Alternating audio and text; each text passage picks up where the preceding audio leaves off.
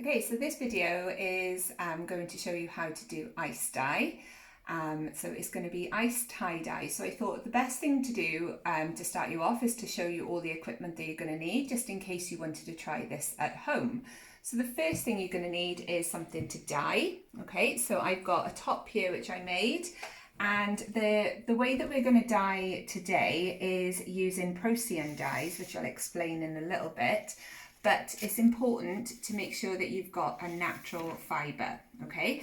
So the reason why we need a natural fibre is because natural fibres absorb the dye a lot better.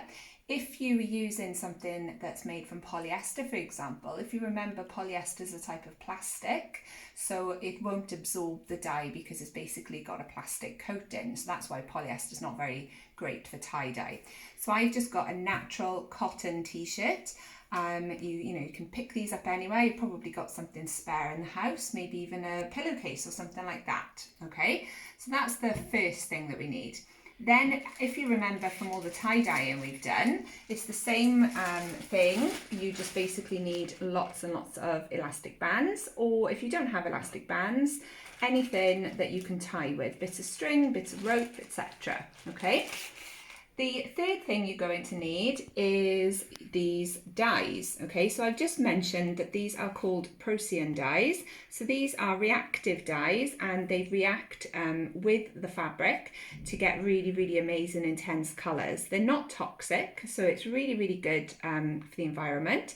And the way that we're going to do our dyeing today, we don't really need very much pigment anyway, so it's even better for the planet. So you can pick these up online if you decided you wanted to have a go. A big tub like this would probably cost about £6 or £7, whereas a small little sachet like this will only cost about £3. You can get them on eBay. And if you can see how much dye is in there, that's probably more dye than you're ever going to need, okay? Unless you become an absolute pro at tie-dye, all right? So that's our Procion dyes. And you'll notice my fingers are already dyed. So if you've got some gloves, I would suggest you wear them, okay? Because this can get quite messy. Another thing that you're going to need, which you wouldn't normally do for tie-dye, is this little cooling rack. Okay, now the reason why we need this is because we are going to be placing our fabric on top of it so that the water can run through it. And the third thing for ice dye is some ice. Okay, so I'm only going to be doing one top, so about this much ice would be absolutely fine. But if you were going to be doing lots more, maybe like a couple of items, then I would suggest you need to get a couple of bags from the supermarket. Okay, so that's our equipment, and now we're going to next move on to tying the fabric ready for dyeing. So now we are going to tie our fabric. Okay, so I've got my little top that I made here. So you can plan this if you really want to and try to work out where you want to have all your effects. So for example, I've got a top here which I made last year during the lockdown. So you can see that I've got some circles and spirals coming out here, another little circle and spiral there as well. Or you can just go for it, which is basically what I do every time, and just see how it works out. So if we repeat what we did with our tie-dye before, where we had lots of little circles, I'll just remind you how to do that. So you start off by pinching your fabric, just like this. Get an elastic band in your other hand, and then start tying it around, okay? Now, the really, really important thing to remember when you are tying your fabric is that you need to make sure that it's as tight as possible, okay? Obviously without snapping the elastic bands. If you want to have really bold circles, I'm going to show you on this bit here, you could use a thicker elastic band or thicker strings, ropes, etc. Or you can just tie lots and lots of bands in one place, okay? So if I didn't have a thick elastic band, for example, and I wanted it to be like this, I could just maybe put 2 or 3 elastic bands over each other, okay? So that's how we do our circles, okay? I might even do another one actually, why not? So I'm going to do another third circle just here, And this is going into my sleeve as well, so that's going to be quite an interesting pattern when it's all come out. The last technique I'm going to show you is how to do the stripes or the curves and the lines, okay? And then I'm just going to speed up the video so that you can watch it and get to the next bit, okay? So the lines, maybe if I have some stripes coming out from the side of my top here, so I'd flatten it like this first of all, and then I'll pinch it, and then I'm just going to tie an elastic band there. I'll get a small one. Maybe if I start with a bit of a gradient, that might be quite interesting.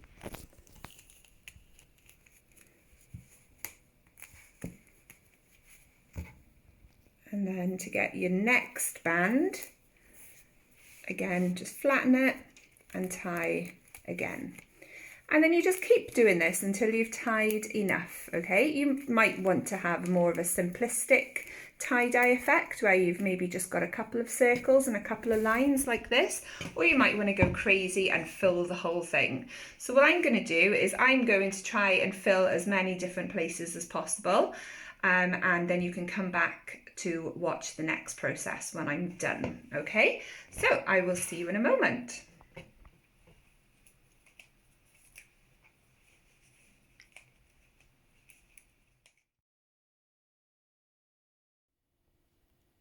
Okay, so this is the actual dye-in stage now. So what we want to have is our fabric, which is all tied up ready, just like when we do normal tie-dye. And then the first thing we're going to do is to just get our fabric and soak it. You can dunk it in a sink of water if you really want to, but the important thing is that it's all completely wet. So you just move it around like this. So you can see that's completely soaking. And then we want to wring out as much of that water as we possibly can. Just like that. And now you'll notice I've got my little cooling rack here above my sink. If you wanted to do this in the bath, that's absolutely fine. Or you could just do it on top of a washing up bowl or something like that, okay? We're going to just position our fabric. Doesn't really matter so much which way you do it, but all of the bits that are on the top here are going to have the strongest amount of colour, because this is not like tie-dye where the whole thing gets submerged. And you'll notice I've even got a little bit of a pigment that's gone stray there, so it's started to dye it already. So this is going to be a little bit different from when we do tie-dye, so you're going to get very, very different bold effects. So let's just see how it goes. So that's how I'm going to place mine. Maybe tuck that in there as well, because we want to condense it so that we just have the ice in the middle. So now if we have a look over here, we'll notice we've got all of my pigments and we've got our bowl of ice as well. And the dyes that I'm going to use are going to be this sort of greeny colour. I've got a purple and a turquoise, okay? So this is where you've got to be really careful and cover your surfaces, because if we get this dye, even just the tiniest little bit of dye, you'll see how much that can, you know, really, really dye a surface. All right, so that's just the tiniest little sprinkle, so we need to be really careful. So cover your surfaces before you do this. And if you've got sensitive skin, remember, wear gloves as well. Or if you just don't want to have multicolour hands, wear gloves. So what we do now is we just basically sprinkle our dye onto our fabric. And you can do it randomly, which is basically what I'm going to do. So there's a little bit of purple. Next, I'm going to do a little bit of turquoise.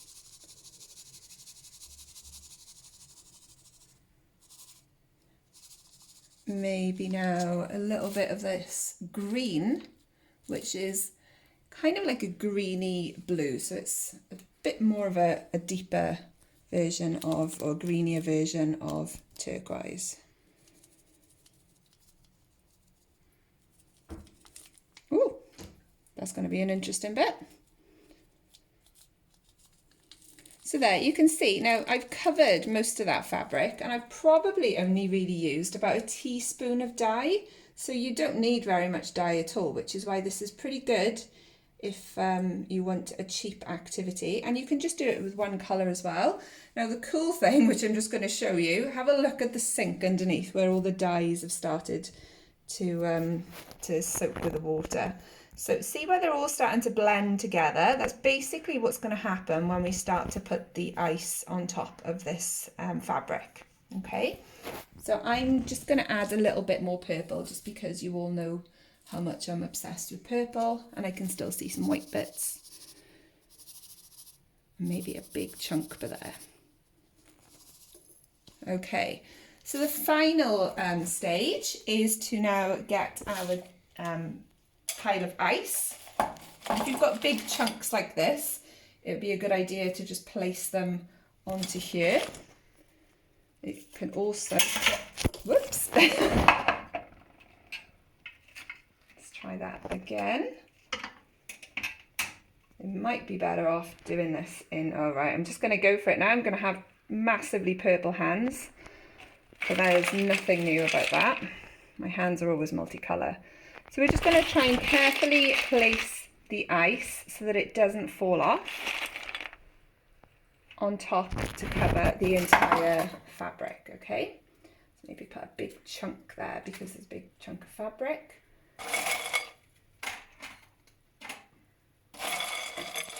When the ice starts to melt, and you'll probably notice in a process picture when I come back and take some photos as I update you, I'll probably end up wedging bits of ice up, maybe using some Tupperware or something like that, or even some glasses, okay? So it might be worth you having a couple of glasses in mind to just make sure that the ice stays where it's supposed to do. So that bit, you can see that's moving, so I'm going to wedge that. Oh, there we go.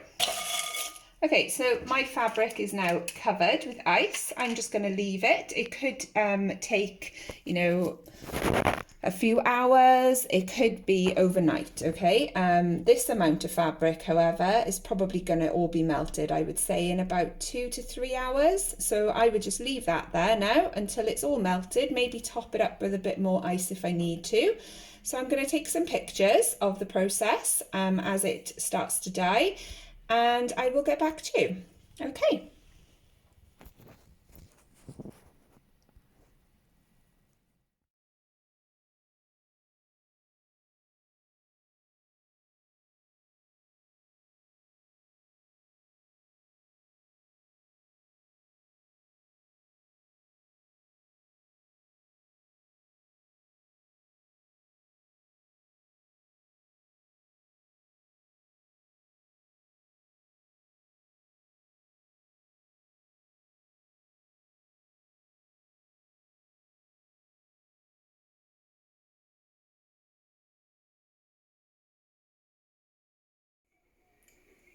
Okay, so this is the final stage. Now, if you have a look here, you will see that all of the ice has pretty much melted.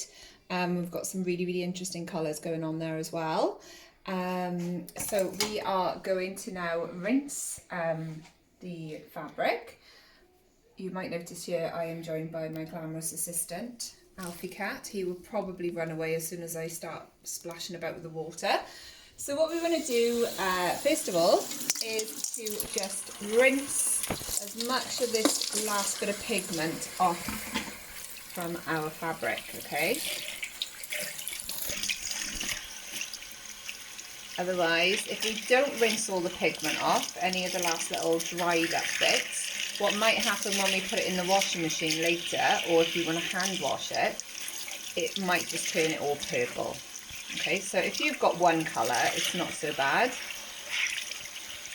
So you can see all those colours mixed up together, basically make purple.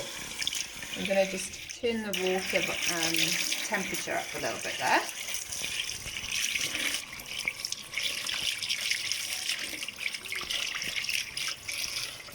Okay, so now I'm going to squeeze out, and you can see it's mostly purple. There's still a little bit of blue and green in there as well, but that's because, if you remember, I sprinkled a load of purple on at the end. So, and all of the colours mixed together would end up being purple as well.